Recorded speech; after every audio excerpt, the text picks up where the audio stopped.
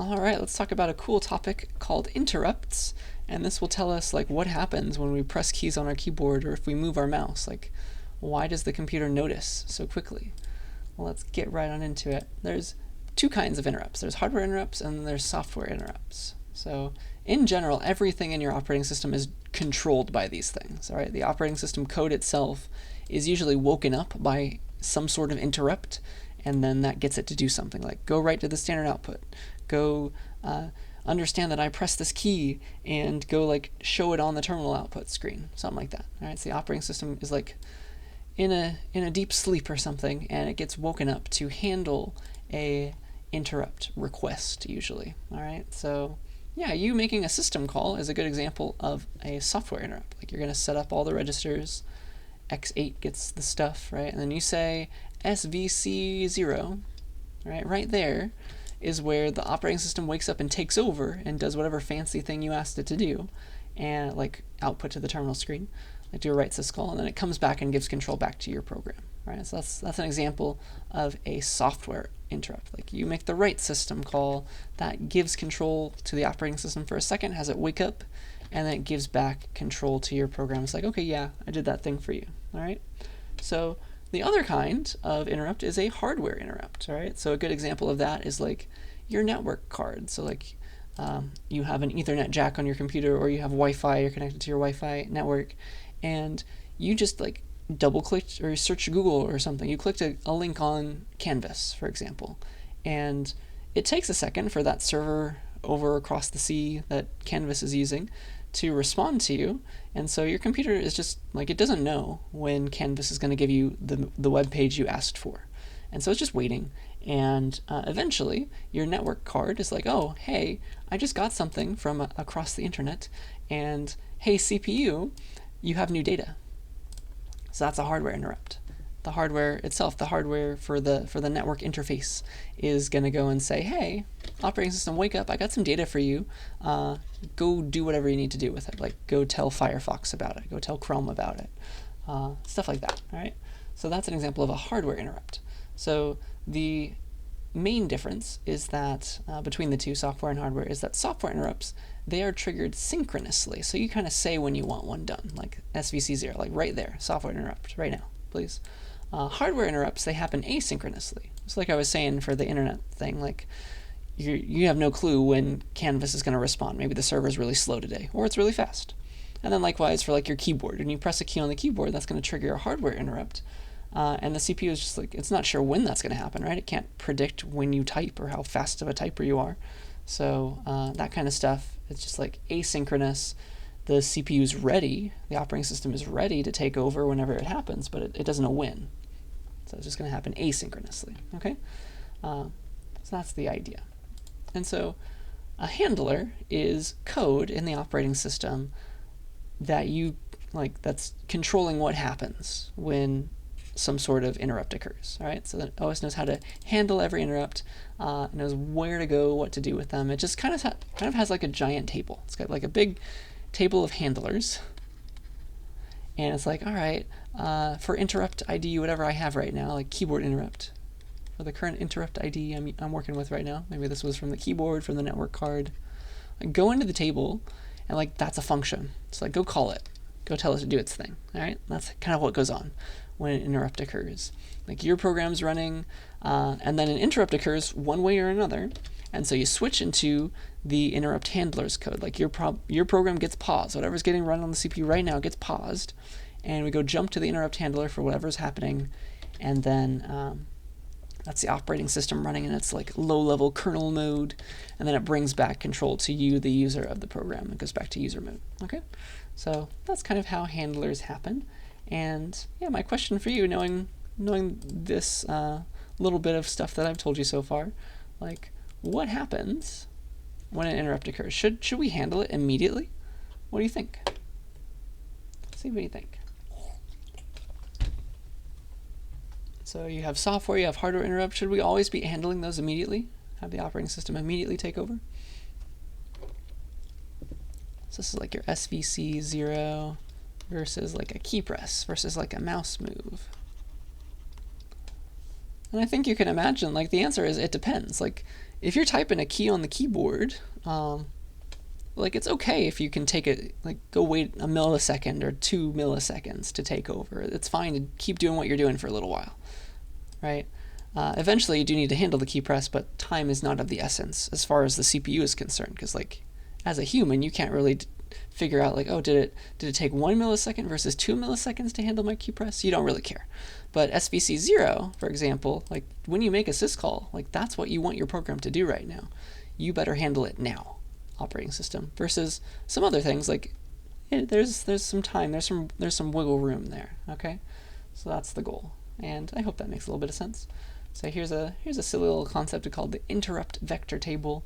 It's kind of like the low-level idea of like this table of handlers. All right, so a fancy thing, here's what's called an interrupt vector table. That's kind of what's going on in our CPUs. This is kind of what it looks like. All right, it's a table in memory, and at certain addresses are your interrupt handlers. So it's really like an array, and at certain addresses are addresses of functions that you could call, essentially code that you could jump to. Okay, so each handler is like a function that knows what needs to go on when an interrupt occurs. So it's like if you zoom in and look over here, like here's like stuff from an actual ARM CPU, but the way this interrupt vector table looks depends on the CPU itself. So like here's one for your SVC instructions, like that's the one that knows how to handle all of your syscalls when you make SVC 0. Here are some like other kinds of things that might happen, right? Different things that might occur, like memory management fault. Maybe that's potentially what happens when you have a page fault, stuff like that. So you got a big long table of different kinds of ways to handle interrupts, and certain things that are going to be in this table are like, all right, how do we handle loading a page from memory when there's a page fault? How do we handle like stopping the process if somebody sends like the kill signal to the program? Like the operating system needs to wake up and end that process either nicely or not nicely. All right. How do we send data over the network? Tell the network card to take over. Like all that stuff needs to be somewhere in this table, right? And so like kind of when an interrupt occurs, like there's a number associated with it. There's an ID or something, and so the CPU goes and looks up the proper handler in this table. Okay, and so that's kind of what's going on deep down under the hood. You got weird names like this. So yeah, let's talk about other ways to handle interrupts as a programmer. There are interrupts that you can hook into in like C++ or C, and that allows you to handle them yourself in your own program rather than having the operating system take over. So certain software interrupts you can catch. All right, they're kind of like exceptions almost. So here are some other examples of software interrupts, like when you divide by 0. That is a software interrupt. That is the CPU noticing like, oh gosh, we did something bad. I'm going to have a runtime error unless you handle this. There is a way to handle divide by 0 actually in your program and have it not be a runtime error. So you can handle that. You can. There's a way to hook into seg faults even, like make sure seg faults don't even stop your program, which is crazy to imagine. Go handle them somehow. And then even Control C, like Control C that usually stops a runaway program, you can hook into that too. All right, because like when you're in Vim, for example, if you type Control C in Vim, it does not exit Vim. So it's hooking into that. It's handling that. And these are called signals. All right. Control C, for example, is called a signal, and it's there's a code for it, and there's also like a fancy term for it, like an all caps term for it. It's called sigint. It stands for interrupt signal interrupt. All right, and there's a cool terminal command that kind of shows you what kinds of keys are associated with different signals. Like Control C sends sigint. If I do this, you'll see like there's that one, sigint. Sigquit is Control \. Maybe you haven't seen that one before. Like minimize your program, Control Z to suspend it. That's a thing. Control W I've used a little bit. If you type some characters and like you want to delete a whole word, Control W deletes an entire word. That is technically a signal. All right, so these are some fun things that you could look into. And so let's make a program that catches sigints. So when you press Control C, we're going to catch it and not actually let the program end. All right, so maybe we'll mock the user for trying to kill us. So that's fun to think about. All right, so here is let's see that example. It's signal.h is a header file that will hook in and let us catch our own signals. All right, so these are like software interrupts that we get the ability to check for. So here's the header files implementation, or not the implementation, but the like information, the documentation about it. If you scroll down, you'll see like here are different numbers, different constants. For sigint is the one we care about right now. There are others, and let's see here. There's something that we can call eventually, and it's one of these guys. Let's see if we can find it. It's gonna be just a function called signal, honestly. Where is it? Here it is. So signal. Signal is a function. It's crazy.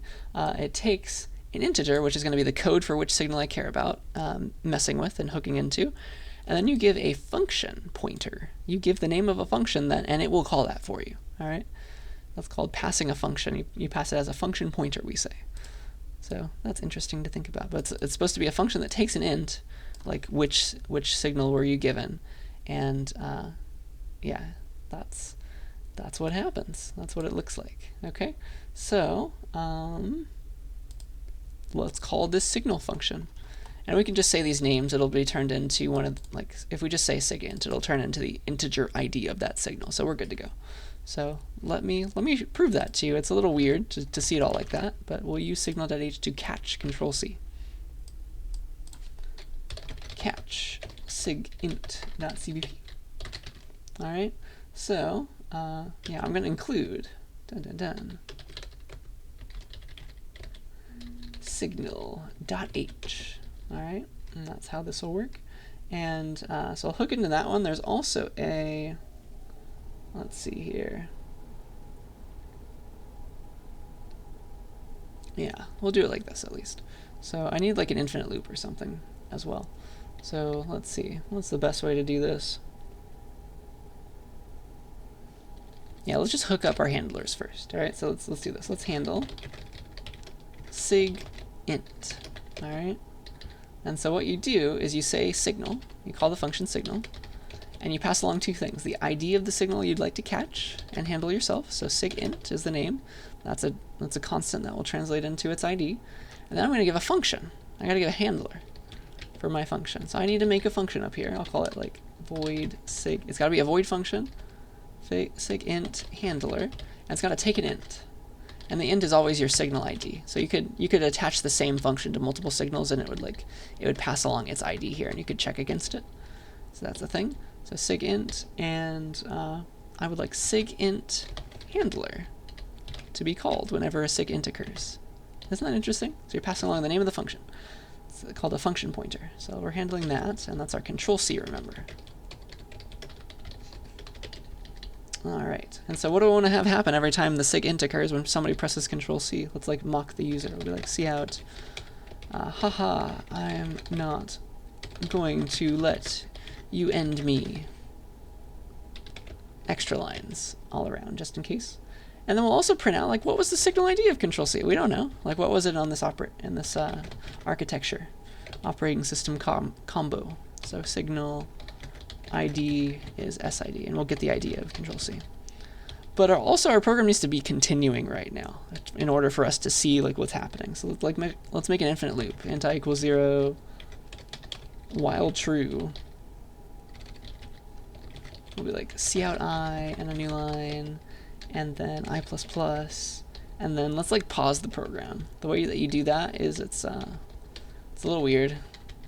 The C++ way, at least, is thread and chrono. Don't worry, I had to look this up too. So apparently, if you include both of those guys, you can pause your program, because like we don't want our program to end right now, and I also don't want it to just like infinite loop so quickly that we can't see our silly text. So let's have it just like pause for a second. So standard, this thread, sleep for, standard chrono seconds, 1 second.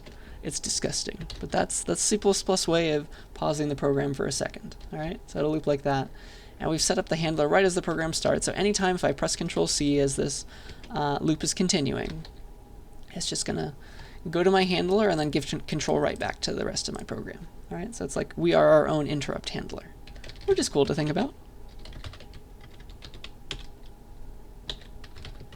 Okay, so it's running, it's printing numbers. If I press Control-C, he yells at me, and apparently sigint is 2.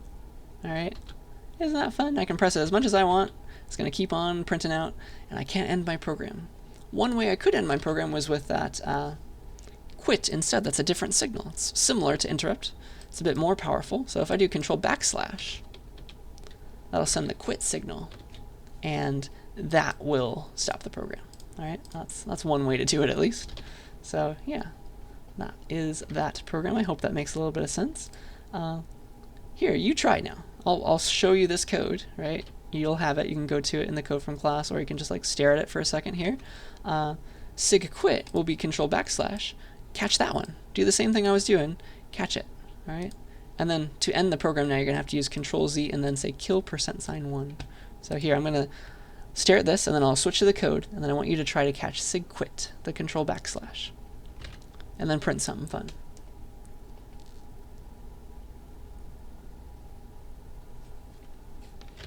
Alright, so I think I'll just be lazy. I'll use the same handler. So we'll catch the sig quit. Oops. Sig quit. And we'll use the same handler. And we'll still mock the user, but it's a different signal ID. So we could have done something different. We could have used a different function name, or we could have conditioned based on the signal ID. Either one. But I'm going to be lazy. Alright, so it's printing. I've pressed Control C. It's like, nope, that's signal ID 2. If I press Control backslash, that's signal ID 3 apparently. And either one, it's like, haha, it's not going to work.